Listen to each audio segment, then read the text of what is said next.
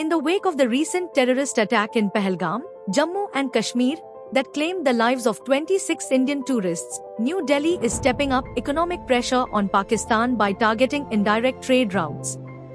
The incident has reignited public and political calls to sever all remaining commercial ties, particularly those occurring through third-party nations.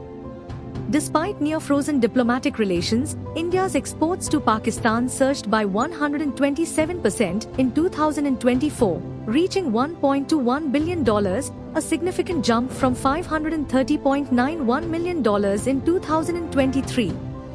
In contrast, Pakistan's exports to India stood at under $1 million, making the bilateral trade overwhelmingly one-sided. Pakistan, which had suspended formal trade with India after the abrogation of Article 370 in 2019, has increasingly relied on Indian goods for essential commodities like pharmaceuticals, cotton, chemicals, food grains, and machinery. These products often reach Pakistan via indirect routes, through third countries like the UAE, Singapore, and Oman, where goods are relabeled in bonded warehouse to obscure their Indian origin. A report by the Global Trade Research Initiative, GTRI, estimates that over $10 billion worth of Indian goods enter Pakistan annually through such backdoor channels, nearly 10 times the volume of direct trade. India is now collecting detailed data on these rerouted exports, with plans to tighten regulatory controls and restrict such indirect trade.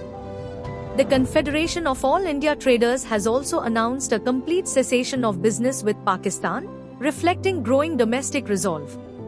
These steps mark a strategic shift in India's economic diplomacy, using trade restrictions as a tool to combat cross-border terrorism and send a clear message that acts of violence will carry tangible economic consequences. You do admit, sir, that Pakistan has had a long history of backing and supporting and training and funding these terrorist organizations.